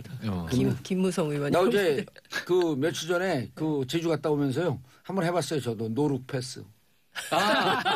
캐리어를 네, 짱 그거 우리 보좌관 아니고 누구한테 패스하셨어요? 아니 이제 우리 그 수행해주는 기사가 있는데 내가 던져 야 노룩 패스 하니까 못 알아듣다 저도 확 미니까 걔가 웃다가 자빠졌어. 자 다음 이슈 FTA 웃을 때가 아닙니다. FTA. 그렇죠. 이번 연휴 기간 내내 계속해서 관심이 굉장히 좀 많았던 뉴스예요. 예. FTA 관련된 기사도 많이 나오고 있고 그래서 지금 재협상 이렇게 하니까 이제 FTA 진짜 재협상이 뭐 좀 많은 진척이 있었나 보다 이렇게 좀 걱정하시는 분들도 계시고 예, 갈 길 멀죠. 예, 일단 정확하게 지금 어느 시점이냐면 FTA 개정 협상 절차를 추진하기로 했다라고 한 것을 양쪽에서 입장을 확인한 그런 정도입니다. 그래서 청와대에서는 어떻게 얘기했냐면 절차가 A, B, C, D가 있다면 지금 A도 시작을 하지 않은 상황이다. A를 시작하자고 합의한 거죠. 그렇죠. 이제 A를 시작을 하려고 준비를 하고 있고 우리가 이제 A로 들어가겠다라고 서로 얘기를 해서 합의를 한 겁니다. 지금 그런 상황이고 물론 이제 약간의 아쉬운 부분이 있습니다. 우리는 아예 처음부터 이 협상 테이블에서 FTA 자체를 좀 피하고 싶다. 그 개정 협상 자체를 좀 피하고 싶다는 게 우리 입장이었잖아요. 그래서 여러 가지 FTA 뭐 상호 뭐 호혜성이라든지 이런 부분들을 좀 검토해보자. 공동 조사해서 분석해보자. 그래서 정말 누가 손해인지 누가 이익인지 시시비비를 잘 가려보자. 약간 이런 입장이었는데 그 대책이 없는 거예요. 그 트럼프 대통령이 워낙에 강경하게 아까 말씀 잠깐 드렸지만 미치광이 전략이라고 하지 않습니까? 우리 무조건 폐기할 거야. 이렇게까지 나오니까 우리 쪽에서도 강하게 치고 나가지는 못했던 거죠. 그런 상황이어서 일단 그래도 아직까지는 그 개정 협상이라든지 이런 부분들이 본격적으로 시작이 된 건 아니고 이제부터 이제 정말 준비를 잘 해야 되는 단계입니다. 그런데 이제 우려되는 부분이 뭐냐면 이제 개정 협상을 착수하려고 하는 시점이고 우리가 한참 준비를 해야 하는데 오히려 미국 쪽의 입장에서 우리나라 이제 국내 그 정부나 통상교섭본부 이쪽에 힘을 실어줘야 될 이때 오히려 더 좀 많이 깎아내고 흠집내는 그런 세력들이 있습니다. 추억 없네 말씀에. 일부 언론과 일부 언론과 이제 야당에서 좀 과하게 얘기를 하고 있습니다. 뭐 마치 지금 재협상이 시작이 돼서 이게 우리나라 이제 국익에 벌써 손해가 된 듯한 그리고 뭐 말바꾸기를 했다 이런 식으로 좀 공격을 하고 있는데 사실 지금 협상으로 당장 타격이 오는 건 아니고요. 그렇죠. 이번 협상을 통해서 오히려 이전에 있었던 독소 조항이라든지 이런 부분을 다시 손봐서 정말 의미 있는 개정 협상으로 이끌어내는 그렇게 해야 될 시기가 온 겁니다. 그러면은 우리나라 이제 뭐 야당도 그렇고 여당도 그렇고 여당은 당연하지만 좀 같이 한 마음으로 이제 좀 통상이나 외교 이쪽에서는 그래도 우리나라 국익을 생각을 해야 되지 않겠습니까? 그런 상황입니다. 그러니까 저는 이게 야당한테 꼭 한 말씀 드리고 싶어요. 특히 이제 보수 야당, 자유한국당, 홍준표 대표 얘기가 자 독소 조항이 개선되는지 지켜보겠다, 관망하겠다, 팔짱 끼고 지켜볼 때가 아니고. 보수 야당이 어떤 주장을 했냐면 한미동맹의 중요성, 북한의 군사적 위협에 맞서서 전술핵 들어와야 한다. 미국을 꼭 붙들고 있어야 한다. 그런데 미국이 지금 두 장의 카드를 투트랙으로 쓰고 있는 거 아니에요. 그렇죠. 군사적 의존도가 점점 높아지니까 무기도 팔 수 있는 기회가 생기지만 안보 사업주의. FTA 경제적으로는 대한민국이 좀 양보해야 되지 않겠어? 이 트럼프 행정부에. 왜냐하면 우리가 군사적으로 이렇게 너희를 지켜주고 있는데 겸장을 두고 있다는 걸 뻔히 아는 야당이 꽃놀이패 어느 카드든 다 좋아. 아니 이 FTA는 트럼프 대통령이 후보 시절부터 우선 대한민국의 이 군사안보는 미군이 공짜로 지금 지켜주고 있다는 식의 얘기를 하면서 FTA 반드시 손보겠다. 폐기하겠다 이런 얘기를 했던 대통령이 지금 FTA 카드 들고 나온 거란 말이에요. 그럼 우리는 원치 않는 카드였지만 여기에 응할 수밖에 없는 상황에서는 반드시 후퇴하게 돼 있어요. 우리가 지금보단 더 손해를 보게 돼 있는 걸 뻔히 직시해야 되고 얼만큼 그래도 그 손해의 폭을 줄일 것이냐. 이게 우리가 할 수 있는 최선인데 그걸 알면서 개선되는지 안 되는지 지켜보겠다. 이게 지금 상황을 인식하고 있는 발언은 아니잖아요. 이 FTA를 바라보는 그러니까 그 협상을 대하는 태도 자체가요. 보면 그 야당에서 재협상이라는 표현을 많이 쓰거든요. 근데 이 용어에 대해서도 한번 정리를 해볼 필요가 있는 게 이 재협상이라는 단어는 리네고시에이션이라고 해서 예. 트럼프 대통령, 트럼프가 처음으로 언급한 맞아요. 그 단어예요. 이게 보면은 한미 협정문에는 없는 표현입니다. 그래서 일상적으로 우리가 지금 하기로 했던 거는 개정 협상이죠. 개정. 의회 통보를 거쳐서 여러 가지 과정을 거쳐서 진짜 이렇게 하나하나 따져보고 오랜 기간이 걸리는 그런 개정 협상인데 트럼프가 처음 언급한 이 재협상은 말 그대로 좀 뭔가 전면적으로 다 뒤집어 엎는 듯한 뉘앙스잖아요. 정확하게 설명해 주세요. 트럼프의 재협상은요. 기존 FTA 협상은 폐지예요. 폐기. 폐기하고 새롭게 협상이 들어가는 건데 한미 FTA 협정문에는 그런 내용이 없어요. 맞습니다. 이건 개정하고 양측 중에 누가 하나 개정을 요구했을 때 절차가 있어요. 통상조약법에 근거해서 계획을 세우고 분석하고 시기를 결정하고 이런 게 정확하게 있는 거거든요. 그러면 야당은 이렇게 해줘야 돼요. 폐기?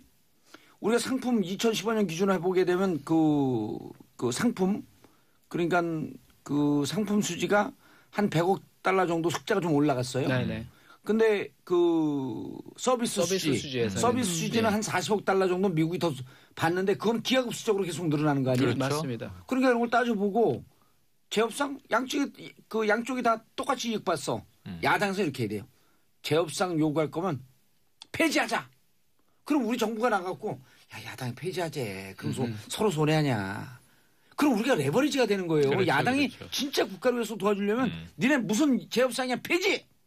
이러고 완전히 하라 그래야 돼요. 그게 약간 트럼프가 쓰는 전략과도 좀 비슷해요. 왜냐하면 트럼프가 나는 미쳤다라고 나가서 얘기를 해라라고 지시를 했잖아요. 트럼프가 자기라고 하는 레버리지를 자기가 지고 가는 거죠. 줬잖아요. 맞습니다. 그럼 우리 야당이 똑같이 줘야 되는 거야. 내 핑계를 대라. 그러니까 미국 외신에 나온 게 로버트 라이트 하이저라고 미국의 무역 대표부 대표한테 나는 미쳤다고 한국 측에 가서 얘기해라. This guy is 그렇죠. crazy 그랬단 말이에요. 그렇죠. 그럼 this guy니까 그 홍준표 또 영어도 잘하시는 분 아니야? 네네. This guy also crazy. 나도 미쳤다. 야당. 폐지. 그럼 국민들이 박수 치는 거예요. 스트롱맨 미쳐. 그러니까 미국 쪽 무역 대표부에서는 이렇게 얘기할 수 있죠. 우리 대통령이 자기가 미쳐서 우리가 어쩔 수가 없다. 그러니까 우리 좀 과한 요구를 이렇게 하겠다라고 자기네 대통령 핑계를 댈 수 있는 거 아닙니까? 그러니까 우리도 좀 뭔가 레버리지를 할 수 있는. 그건 야당이 주면 되는 거예요. 그러니까 그거를 차라리 그렇게 하시든지 지금 만약에 재협상이라는 단어로 눈 부릅뜨고 지켜보겠다. 얼마나 잘하는지 보자 이런 태도는 그건 아니죠. 그래서 이번 기회에 야당이 정말 국민들한테 박수 받을 수 있는 기회예요. 야 폐지해버려. 그럼 우리 그 김현종 본부장도 저 야당이 데이야 크레이지 올소. 우리 어떻게 할 수 없어요. 우리 폐지해야 돼요. 폐지합시다. 폐지하고 다시 하든지 뭐 합시다. 그리고 그 전체 우리 상품 수지 흑자 놓은 게 한 230억 달러 이렇게 팔았거든요. 그중에 40% 차지하는 게 자동차, 그다음에 그 핸드폰, 그다음에 반도체 이래요. 근데 핸드폰하고 반도체는 원래 관세가 없어요. 원래부터. 그다음 자동차는요. FTA 되기 전이나 된 후나 다 2.5%예요. 그러니까 이혜영 교수 같은 경우는 뭐라 그러냐. 무슨 얘기냐. 뭐 FTA 때문에 돈 더 벌었어. 대한민국 기술력이 좋아진 거야. 미국 차 백날 들어가고 공짜로 준다고 하면 아무도 안 타. 이 기술력의 싸움이라고 보는 거예요. 이혜영 교수는. 그러니까 따져보면은 FTA 효과가 아니라 우리 기술력의 성장이다. 그 폐지하려면 하자. 관세 똑같이 매기려면 매기자. 이래도 우리 손해보지 않는다는 거예요. 경쟁력이 있다는 거죠. 그렇죠. 근데 좀 우려되는 부분 농산물이라든지 뭐 이쪽에서는 그러니까 1차 산업은 우려가 되는 되죠. 거죠. 막을 수 있는 근거가 없어지고. 아니 폐지하면요. 관세 보호 관세 갖고 확 올려버리면 되는 거죠. 510%에서 5,100%로 올려버려요. 농산물. 그래서 지금 말씀하신 대로 한미 FTA 건드리는 걸 싫어하는 게 미국의 농축산물 농장들입니다. 그럼요. 아니, 공화당 내부에서도 반대 목소리가 엄청 많습니다. 의회에서 3분의 2가 반대한다는 거 아니에요. 근데 벌써 끝났어요?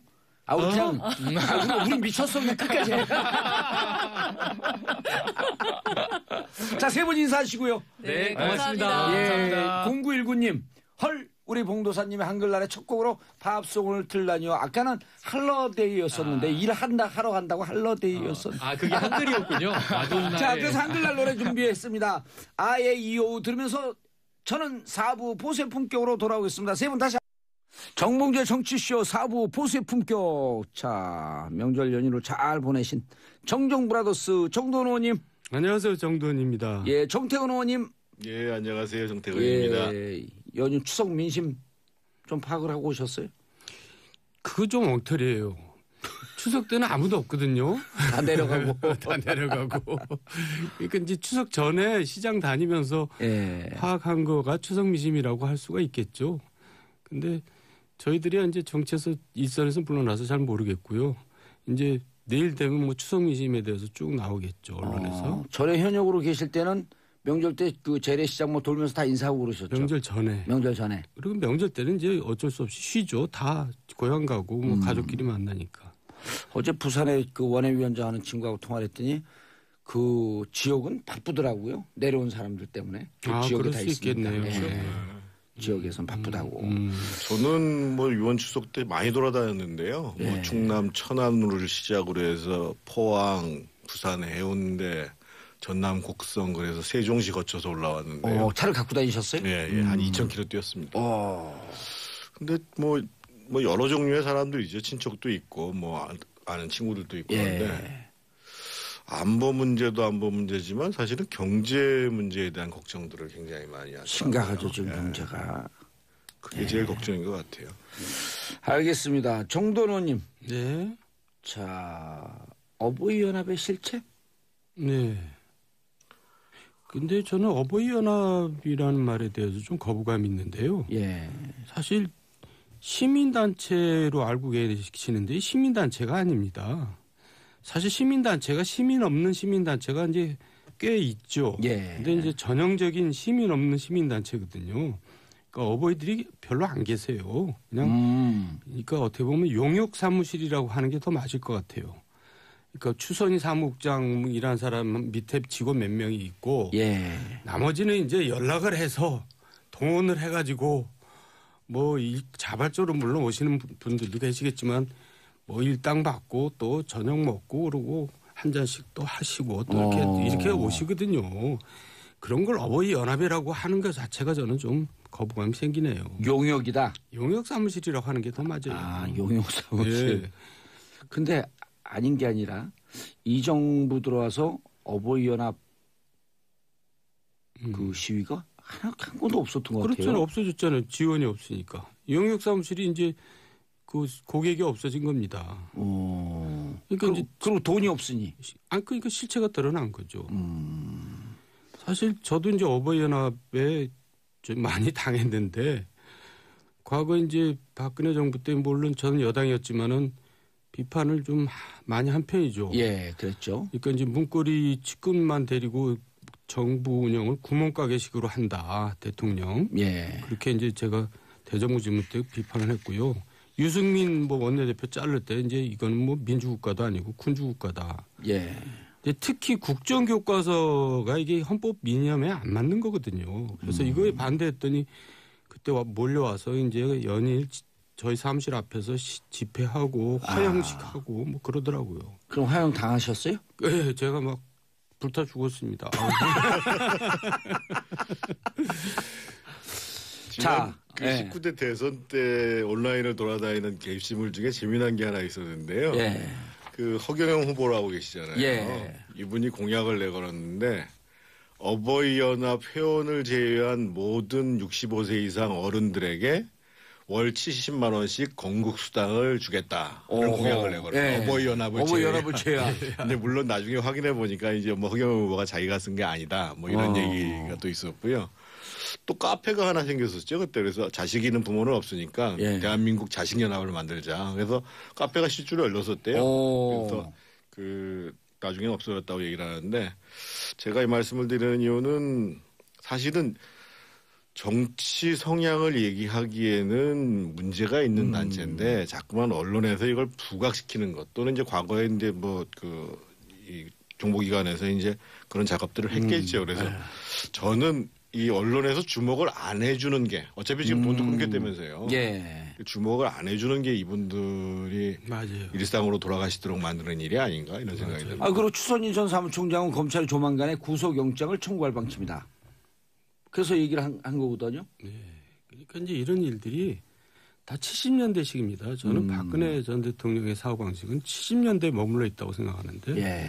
그때는 이제 이런 일들이 뭐 빈번히 그냥 일상사로 벌어졌었죠. 예. 근데 지금 개명천지 21세기에 와서 이런 일이 벌어지는 거고 그러다 보니까 이제 결국 탄핵이란 결과까지 나왔는데 근데 또 지난 정부 때는 뭐 여러 가지 뭐 법적으로 문제 제기도 멀쩡했거든요. 그러니까 저는 사법당국도 좀 문제가 많다고 생각합니다. 예. 추선희 전 사무총장 국정원에서 돈 받은 건 인정하지만 집회는 자발적이었다?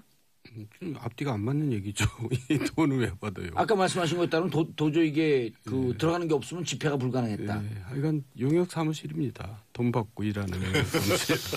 알겠습니다. 아유, 추선희 사무총장도 이제 또 법 앞에 자유롭지 못한 형편이 되겠네요. 뭐 그분이 그렇게 대단한 분입니까? 또 자꾸 얘기하는 것 자체가 이상하다. 알겠습니다. 자, 우리 이제 좀 의미 있고 재밌는 얘기해야죠. 예.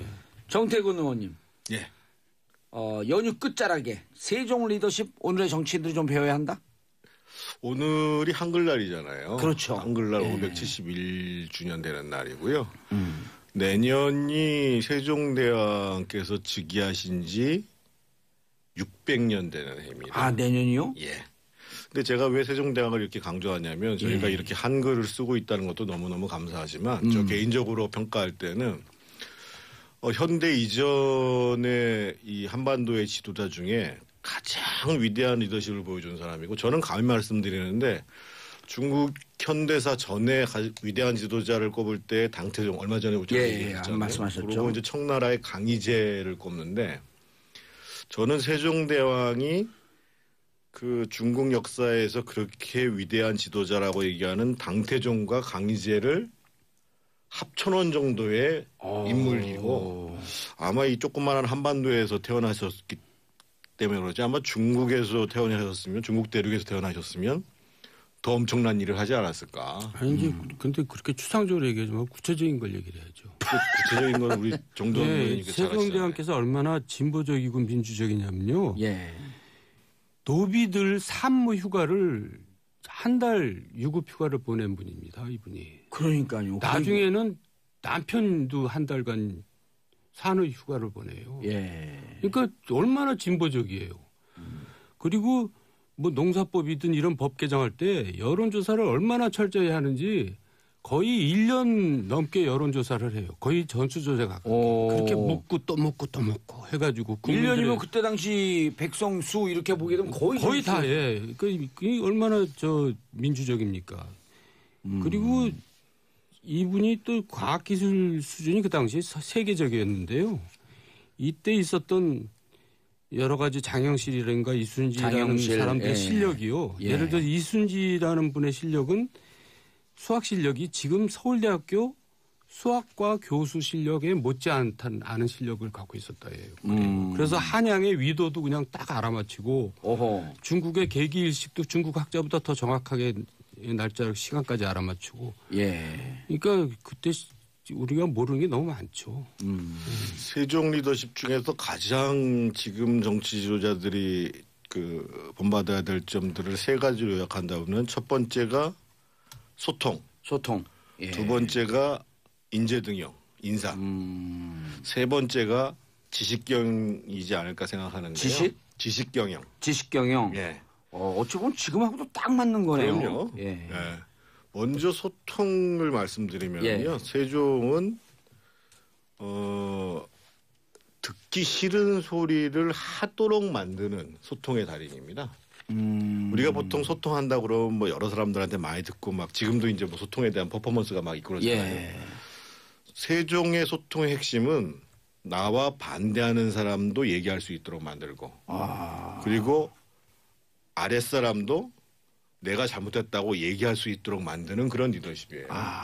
제가 재미난 기간이 일화가 하나 있는데 제가 2011년도에 11월 달에 이제 현대판 상소문을 하나 초안을 작성합니다. 그래서 그걸 가지고 그 당시에 있는 한나라당에 있는 뭐 친이 신박을 막론한 수정파들이 이명박 대통령한테 상소문을 올려요. 2011년이요? 네, 그 내용이 뭐냐면 이명박 대통령께서는 사과하시고 국정기조를 수정하셔라.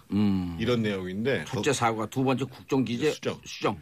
거기에 제가 어떻게 시작을 했냐면 대통령께서 시장님이 되시기 전에 절망이라지만 희망은 있다라는 책에 거기 서문에 이런 얘기가 나옵니다.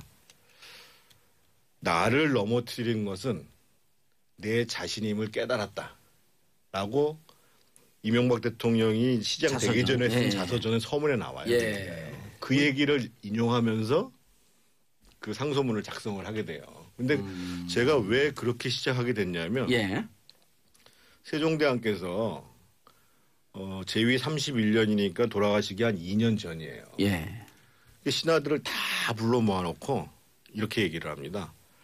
윗사람이 옳다고 얘기하다 할지라도 아랫사람이 그르다고 생각하면 그것을 얘기해야 된다. 그래야 내가 잘못하는 것을 깨달을 수 있다. 그래가지고 우리가 최만리가 이제 한글 창제를 반대하잖아요. 그래갖고 상소문을 올립니다. 장문의 상소문을 올리는데 세종대왕은 그 하나하나에 대해서 다 친절하게 또 답변을 해요. 근데 지금 정태근 의원이 좀 전에 말한 상소문의 답을 들었습니까? 혼났지요. 저는 국방위원장 시절에 그 한국산 전투기 사업 KF-X 사업이 너무 문제가 많아서 박근혜 대통령한테 편지를 보냈어요. 국방위원장으로서. 답장을 하겠어요. 우리나라 대통령이. 개코나 답도 안 하고. 여당 국방위원장인데 답변을 해야죠. 그러니까 너무나 우리나라는 그런 소통이 없는데 태종대왕께서는 그냥 일일이 다 답변을 다 해주십니다. 최만리 상소문에 대해서 왜 한글 창제가 필요한지 어떤 계획을 갖고 있는지 그리고 아까 얘기한 이제 노비 산모 휴가를 주니까 이제 양반들이 막 상소문을 올려요. 아이 거짓말을 한다 이거예요. 임신 안 하고 임신했다 그러고 논다는 거예요. 그런 게 하도 많이 올라오니까 세종대왕께서 한참 고민하다가 나중에 이제 최종 결론을 이제 여러 의논하고 내리는데 뭐라고 답변이 나오냐면 속이면 속아라. 속인다고 한 달 이상을 속이겠느냐. 이게 답변입니다. 이야. 멋지죠. 한 달 휴가를 주니까 한 달만 속아라 그냥. 그러니까 그런 부작용이 있긴 하지만 그것 때문에 내가 이 법을 철폐하지는 않겠다. 난 지키겠다. 이제 그 의지를 보여주는 거죠. 내용을 조금 정정해야 되는데요. 이 산모한테는 120일 넉 달을 120일. 남자. 그러니까 남편한테 출산 휴가제를 처음으로 전 세계적으로 최초로 도입한 지도자가 세종대왕이라는 거죠. 남자도 그렇게 한 달 줬죠. 근데 우리 지금 남자들한테 유급휴가 주는 거, 출산 휴가 주는 거 얼마 안 됐습니다. 아니 주는데도요. 못 찾아먹는 데잖아. 눈치 보여갖고. 그래서 이제 지금 우리 정도원 의원이 말씀하신 것을 요약해서 그러니까 이제 세종대왕이 소통하는 방식에 몇 가지 방식이 있어요. 첫 번째는 이렇게 토론을 하게 되면 먼저 물어봅니다. 묻는 게 첫 번이고 두 번째가 상대방이나 신하가 비판적인 말을 해도 지금 얘기한 대로 일단 당신 말이 옳다라고 수긍을 해요. 그런 다음에 세 번째가 그럼 좀 더 자세하게 얘기를 해봐라. 또는 구체적으로 더 얘기를 해봐라. 이렇게 얘기를 하고 네 번째는 그러면 그 말과 앞으로 일이 어떻게 되는지에 대해서 연결을 해서 또는 그거가 연관된 사람에 대해서 이 연결하는 소수를 하게 되고 천거를 해봐라. 그런 다음에 이제 마지막에 어떻게 하냐면 쫙 듣고 있다가 다 들었으니 결정은 내가 한다. 그래서 결정을 해요. 결정을 하고 난 다음에는 완전히 위임을 해요 또. 누구 책임자에게. 그렇죠. 이게 지금 얼마 전에 저희가 메르켈에 대해서 얘기했잖아요. 메르켈의 방식이 아주 유사합니다. 이거.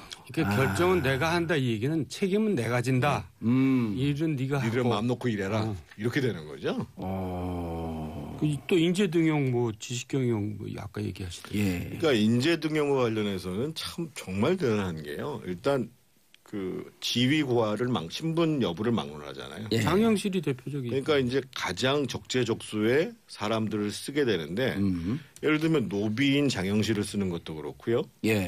장영실 노비 출신이에요? 노비 출신이죠. 관도 출신이죠. 그다음에 최윤덕 장군 같은 경우는 무관이잖아요. 또 문관으로 써요. 그러니까 적재적소에 쓰는 거죠, 사람들을. 그리고 이제 더 중요한 것은 조금 전에 말씀드렸던 것처럼 믿고 맡기잖아요. 예. 그런 다음에 얘기를 안 해요. 그러니까 사람들을 못 믿을 것 같으면 아예 그 자리에 쓰질 말고. 아, 그냥 뭐 잘한다, 잘못한다 이 지적을 예. 맡기고 난 다음에는 그 결과를 놓고 얘기하는 거죠. 그러니까 이제 세종대왕이 굉장히 중요시한 게, 그러니까 이제 이 나라를 경국을 하는 데 있어서 불필요한 말을 하는 것보다 성과를 내라 이런 거고, 또 한 가지 인사의 원칙 중에 하나가 뭐냐면요, 이 사람이 종합적으로 완성된 사람인가라는 것이 중요하지 않다고 보는 거예요. 누구나 한 사람 장점이 있고 누구나 적재적소에 필요한 사람이 있으면 그것을 살리고 단점은 내가 보완해 주면 된다. 그 대표적인 게 황이에요. 황이 정승할 때 그 황이요. 황희 정승만큼 사실 스캔들이 많은 사람이 없죠. 일단 황희 정승은 세종의 즉위를 세종한테 양해하는 걸 반대해서 귀양했던 사람입니다. 오호. 또 이제 황희 정승은 사실은 이렇게 얘기하면 또 그 황씨지마에서 난리가 나는데 어떻든 청맹리가 아니었던 걸 분명합니다. 아, 황희 정승이.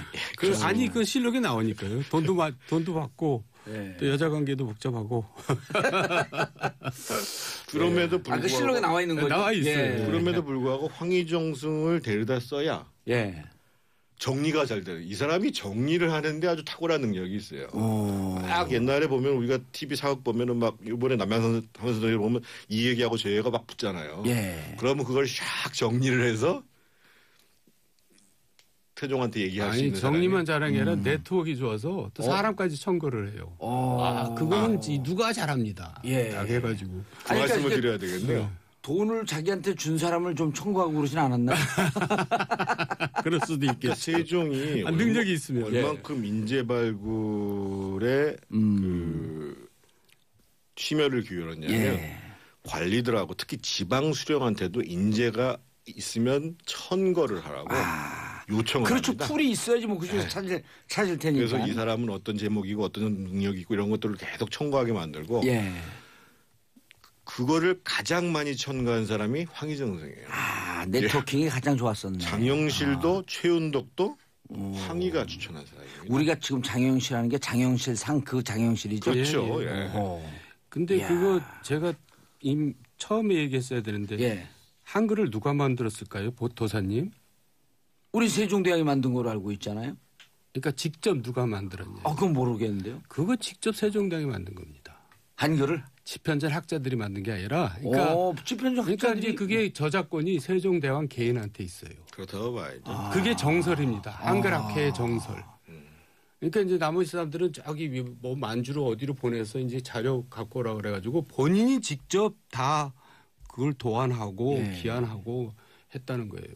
10월 9일 어느 그 하버드대 언어연구소에서 한글 창제 기념식을 크게 한다 그러거든요. 그 제가 그걸 그때 한번 칼럼을 봤더니 그 일부호 일음나는 언어, 그다음에 창제주가 있는 유일한 언어 그렇죠. 만든 사람이. 그렇죠. 날짜도 나오고. 예. 야. 거기에 상당히 이제 뒷받침하는 사실이 뭐냐면은요. 그러니까 태종 그 선대 태종은 왕권을 강화하기 위해 가지고 육조를 직할 관할을 하잖아요. 근데 세종 들어와 가지고 의정부 서사제를 복귀를 시켜요. 의정부 서사제라는 게 뭐냐면 인사권을 제외하고는 의정부 내에서 다 논의해서 올리면 내가 봐서 특별한 문제가 없으면 결정 그거대로 한다. 의정부가 지금으로 따지면 국회쯤 되는 거죠? 아니 육조 지금으로 따지면 지금 행정부 그러니까 책임 총리제죠. 책임 총리제. 그걸 도입하게 돼요. 근데 그걸 도입하게 되는 핑계가 내가 몸도 너무 안 좋은데 너무 경무에 시달린다. 뭐 이런 얘기를 하시는데 사실은 이 한글 창제하시느라고 너무 많은 시간과 공력이 들어가시니까 일일이 그거를 업무를 다 관장하기가 어려웠다는 거죠. 일도 많이 하시고 또 부인도 많으셨어요. 여기서 부인은 누가 얘기하는 거 부인하는 거 부인이죠. 자, 조진주님 세종대왕님 남성 육아휴직을 생각하시다니 너무 멋지네요. 8955님 세종대왕 농사도 직접 지으면서 연구하고 다 기록했대요. 자, 이정우님 세종의 리더십을 갖추려면 우선 인문학적 소양을 먼저 갖추는 게 순서 아닐까요? 아는 만큼 보이니까요. 그것도 중요하신 말씀. 예. 그런데 아까 세 개 얘기했거든요. 소통, 인재등용, 지식경영. 근데 제가 보기에는 인재등용과 소통 얘기를 조금 더 하시고 지식경영은 2부를 했고 다음 주에 하는 게 좋을 것 같아요. 왜냐하면 너무 흥미진진하다고 우리 지금 작가 PD들이 난리가 났어요. 소통 관련해서 이제 한 가지 더 말씀드리면 아까 그 조세 제도를 개혁하거든요. 그래서 이제 그 17만 명을 대상으로 여론조사를 했다는 거잖아요. 17만 이 내용이 명. 뭐냐면 그전에는 세금을 걷어들일 때 관리들한테 니들이 저기 농사가 잘 됐냐 안 됐냐를 보고 판단해서 걷어들이라니까 비리가 생기는 거예요. 그래서 이제 한 결당 10두를 집행하도록 세법을 바꾸는 거예요. 그러니까 관리들이나 큰 땅을 갖고 있는 사람들이 얼마나 저항이 크겠어요. 그러니까 여론조사를 했어요. 근데 실제로 이것을 법으로 법제화시키는 데까지 얼마의 시간이 걸렸냐면요. 14년의 시간이 걸렸습니다. 그러니까 세종 12년부터 시작해서 여론조사를 하고 그래도 논란이 많으니까 다시 이제 그 공법 상정소라고 그래가지고 집현전 학자까지 다 불러 모아서 이 법의 허점이 뭔지 다 논의해봐라. 해서 쭉 논의하다가 결국은 세종 26년 14년 만에 이 법을 정해서 이게 조선의 기본 조세 제도가 됐어요. 알겠습니다. 자, 세종 경영 방식 리더십 인사하시고요. 네, 오늘도 수고 많으셨습니다. 예, 다음 주에 세종 리더십 2부 계속하겠습니다. 오늘 생방이었습니다. 자, 저는 내일 10시 5분에 다시 찾아뵙겠습니다. 땡큐 피스 코리아. 그리고 청원하는 것도 매우 이례적인 데다가 자국의 정부가 그러니까요. 소비에트도 아니고. 예, 소비에트는 잘 모르지만 어찌됐든 국정원이 전직 대통령이 노벨 평화상을 받은 것을 오히려 그 보수단체를 동원해서 취하하도록 만든, 그러니까 그 역사를 부정하고 싶은 거죠. 없애버리고 싶은 거죠. 저는 이게 상당히 심각한 도덕적인 지독한 컴플렉스에서 나온 것이다. 근데 그것을 정책적으로 이거는 그냥 일반 정치권의 여론몰이가 아니라 공작이 아니라 정부가 주도하는 거잖아요. 문서화되고 아까 계획입니다. 이게 그 공식적으로 취소를 청원한다. 이 행위는 굉장히 국제관계에서 미묘한 문제를 이제 일으키는 건데 이걸 실행하려고 검토했다. 사실 이 당시에 이런 얘기는 왕왕 있었잖아요. 근데 이게 시간이 많이 흘러서 거의 한 2009년 사태니까 한 8년 만에 확인이 된 거 아닙니까? 그렇습니다. 당시 이제 그런 논란이 굉장히 많이 있었는데 김홍걸 민주당 국민통합위원장 그 김대중 전 대통령의 막내 아드님이시죠. 근데 이분이 어제 페이스북에 글을 올렸어요.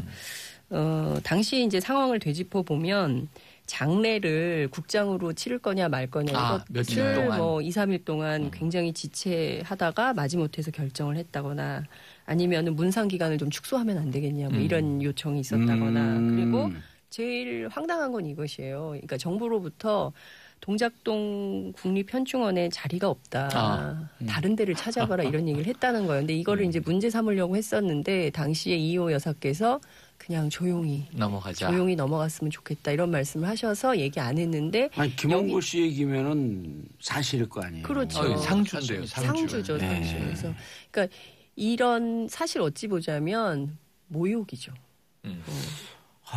근데 저는 참 이런 식으로까지 모욕을 하면서 폄훼하려고 했었던 것이죠.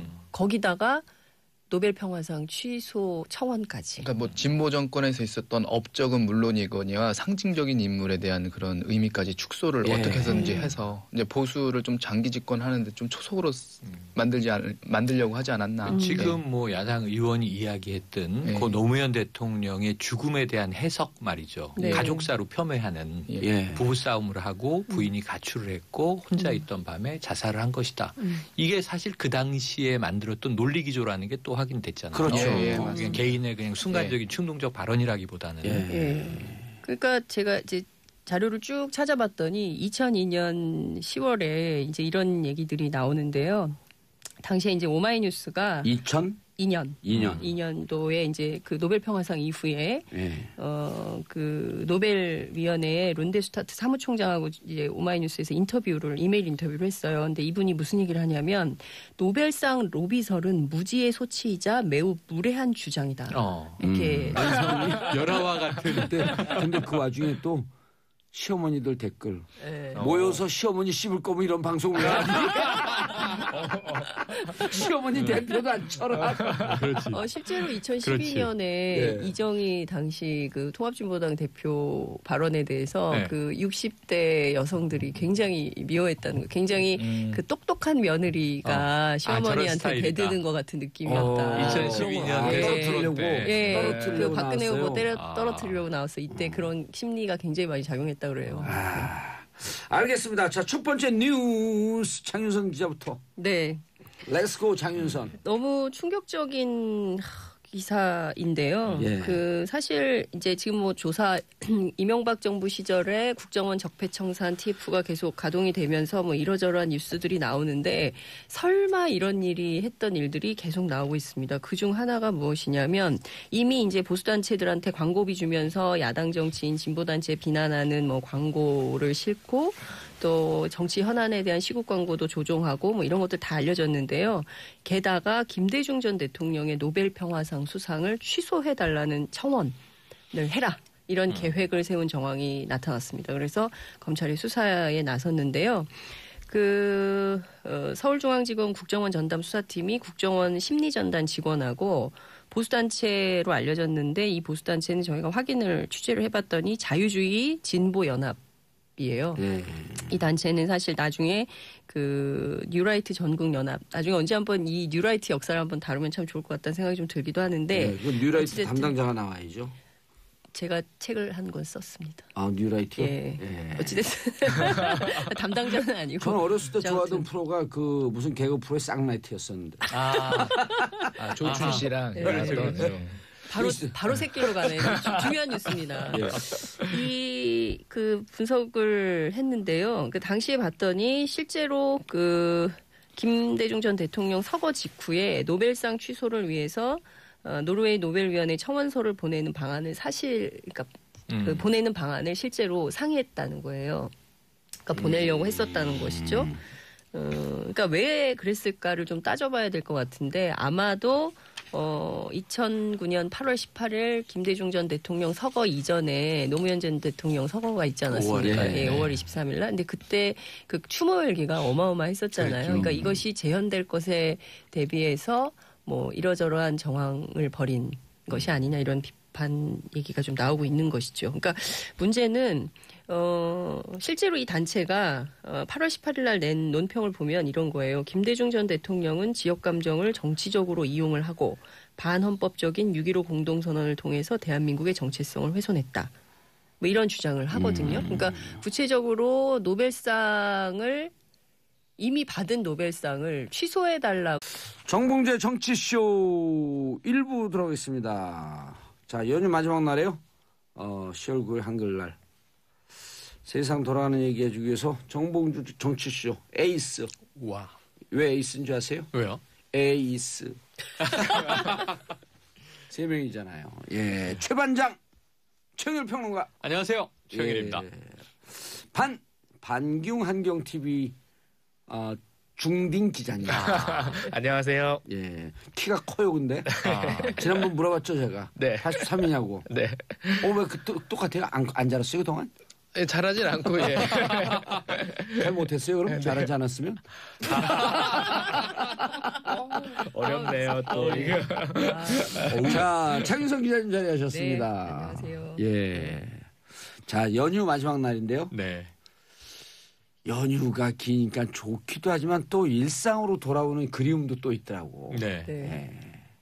두 종류가 있더라고요. 빨리 그러니까요. 출근하고 싶다는 예. 아저씨들. 근데 오늘 이제 일하러 이렇게 나왔지 않습니까? 예. 스튜디오에. 그런데 이제 두려움이 있어요. 일을 하고 싶다는 그리움이 드는데 예. 몸이 적응이 될까? 쉽지 그러니까. 않은데. 그리고 전처럼 왜 지나간 일은 다 잘한 것처럼 생각이 들죠? 다시 시작하는 삶이 전처럼 다 잘할 수 있을까? 이런 생각이 들더라고요, 저는. 무슨 얘기인지 모르겠어요. 시작을 하시는 그 삶을. 다시 시작. 새로운 생을 다짐하시는 것 같아요. 아니, 여름 연휴 하셨어요? 끝나고 저는 그 생존에 있는 윤회론자예요. 뭐냐면 이 생에서도 그러면 그래서 어디 예를 들어 제주도 여행을 간다든지 해외 여행을 갔다 오면 네. 3박 4일이 아니라 사실은 하나의 인생이 시작돼서 마무리되는 거예요. 거기서. 괜찮다. 그리고 멋진 대한민국 철학이네. 들어온 순간 또 새로운 인생이 또 시작되는 거예요. 근데 그렇게 마인드를 딱 바꿔보면 진짜 인생이 무지하게 길고 여러 종류의 인생이 막 있는 거예요. 오늘 인천공항을 통해서 입국하는 분들 엄청 많다고. 예. 최고 네. 인파 예상. 내일 이제 출근을 앞두고 예. 새로운 인생을 시작하셔야 될 그럴 가능성이 아니 있죠. 그냥 마인드를 딱 바꿔고 진짜 공항에 내리면서 이제 새 인생이 시작된다 그러면 막 설레기도 하고 네. 그 마음가짐도 새롭게 갖게 되고 그래서 여행을 갈 때는 새로운 인생이 예를 들어 로마 가면 로마에서 일주일인데 그 일주일을 일생이라고 생각하면 돼요. 똑같은 후회 없이 거예요. 산다. 그러면 네. 아니 그 일주일이나 살아보면요. 그 일주일이나 60년이나 똑같아요. 하지만 이제 이 모히또에서 몰디브 마시던 인생이 끝난 거고. 예. 그렇죠. 내일부터는 이제 아주 이 힘든 노동의 인생이 또 시작되는 거죠. 헬조선이 아니었으면 좋겠네요. 예. 근데 많은 사람들이 헬조선이죠. 그리고 이번 추석 때 얼마나 많은 또 다툼들이 있었겠어요. 왜 직장 안 들어가냐. 화병이 많이 늘었다는 예. 뉴스도 여성. 있습니다. 화병이 많이 화병 환자들이 그럼요. 추석 연휴 끝나면 이혼율도 늘고. 우리 언니네 뉴스 2부로 했었거든요. 네. 3부, 4부로 해달라는 그냥 하고 못 예, 박았습니다. 선을 그었는데 예.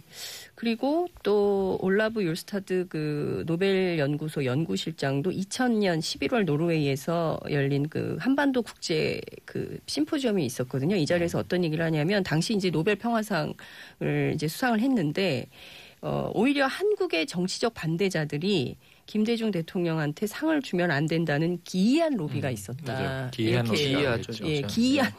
기이한 로비가 있었다고 보통 폭로를 우리나라 합니다. 주세요라고 하는데 예. 그렇죠.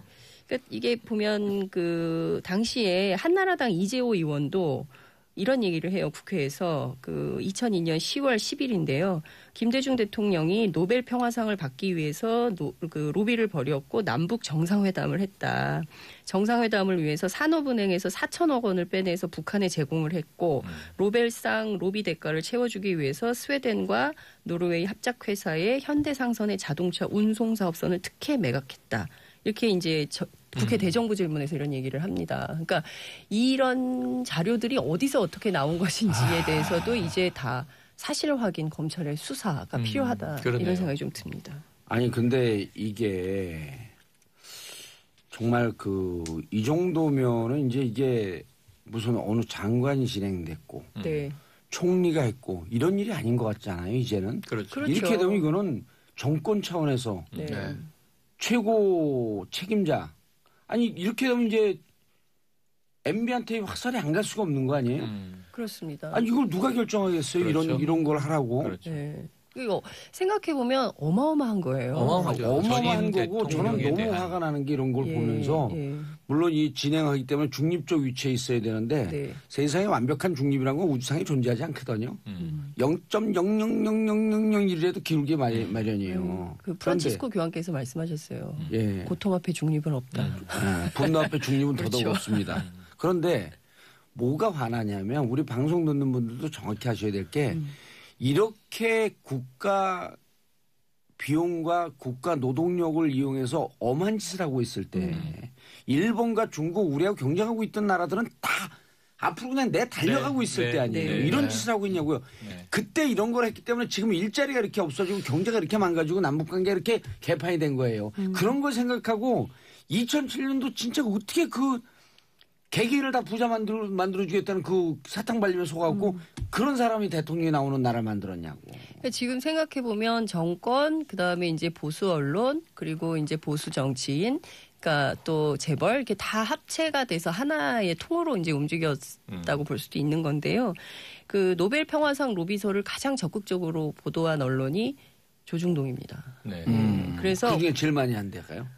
그건 모르겠어요. 어찌됐든 아니요. 그러니까 당시에 보면은 그 중앙일보가 먼저 쓰고 예. 조선과 동아가 잇따라서 쓰면서 계속 확대 재생산을 해요. 예. 그래서 당시 이제 그러니까 민원연 예. 사무총장인 최민희 지금은 전 의원이시지만 당시에 이제 민원연 사무총장이었을 때 무슨 얘기를 했냐면 조중동이 자꾸 쟁점 사안에 대한 진실 확인은 뒷전으로 미루고 모든 거를 정쟁으로 몰아가서 국민의 판단력을 흐리게 하고 무관심과 냉소주의를 부추기고 있다 이런 비판을 합니다. 근데 그게 지금 이제서야 이제 확인이 되고 있는 거죠. 그래서 저는 이 뉴스를 들으면서 예. 지금 이번 그 명절 연휴 추석 SNS 민심 내내 예. 주로 보수층 분들이 사진 한 장을 많이 이렇게 뿌렸어요. 그게 예. 뭐냐면 미국의 클린턴 전 대통령, 오바마 전 대통령, 부시 전 대통령이 사이좋게 이렇게 찍은 사진 한 컷이에요. 네. 그 미국의 대통령은 보수 진보 상관없이 전임 대통령들이 이렇게 모여서 맞아요. 즐거운 모습을 보여주는데 우리나라는 왜 정치 보복하냐 이거였거든요. 음. MB 때 분들 가슴에 손을 얹고 생각을 해보세요. 지금 나오는 이 뉴스가 가슴에 손을 얹고 네. 짧게 생각하면 안 돼요. 방송 듣고 계속 생각해봐야 돼요. 오래오래 예, 방송을 듣고 일단. 정치 방송을 보복을 일단 듣고. 아니, 정치 광고 듣고 보복을 광고. 누가 했냐고요? 막 이러면서. 광고 듣고 이제 방송을 듣고 그래. 광고 듣고 돌아오겠습니다. 채널 고정하셔서. 네, 정봉주의 정치쇼 2부 55분 40초 멘트 아웃. 이게 뭐예요? 자, 김성숙님 노벨상 위원회에서는 얼마나 어이가 없었을까요? 그 기사가 오마이뉴스 그때 인터뷰한 거에 나왔던 거죠. 그리고 네. 아까 말씀드렸던 룬데슈타트 사무총장이 그런 얘기를 했었고, 그다음에 2000년도 아까 말씀하신 네. 게 2000년도 했었네. 네. 올라브 율스타드 노벨 연구소 연구실장 네. 한국에서 노벨상 주지 말라는 기이한 기이한 로비가 들어왔다. 아니 근데 진짜 그 노벨상 우리나라 유일하게 받은 거 아니고 또 그렇죠. 평화상 네. 노벨상 중에 가장 격이 높은 권위죠. 평화상 예. 그거를 취소하면 예. 국격이 떨어질 텐데 MB가 그렇게 강조했던 게 국격이었었잖아요. 국격했죠. 그러니까요. 예. 그러니까 그 굉장히 앞과 뒤가 다른 정치를 했던 것이죠. 앞에서는 국격을 강조하면서 예. 뒤로는 상당히 어찌 보면은 국정원이 이런 걸 했다는 것 자체가 그 얼마나 세계의 그래도- 웃음거리가 예. 되는 거예요. 그래도 그 잘한 거 있어요. 음. 혓바닥 신공. 응? 혓바닥 신공. 뭐예요? 야, 그 혓바닥 나왔다 들어간 속도는 그거는 노벨상이냐 올림픽 금메달감이에요. 그러니까 이게 보면 참 그 해외에서 보면 이게 국내 정치를 위해서 국제 가장 세계에서 권위 있는 상을 받은 그 노벨 평화상 네. 수상자인 그리고 정말 독재 정권과 싸워서 민주화 운동의 상징적인 존재인 김대중 전 대통령의 노벨 평화상을 취하해라. 아니, 그러니까 이런 이게 얼마나 코미디 같다고 해외에서 생각했어요. 보면 이런 거랑 똑같은 게 네. 인도 정부가 예. 자 마더 테레사 평화상 철회하라. 아, 인도의 이상한 네. 세력들이. 아 그리고 또 남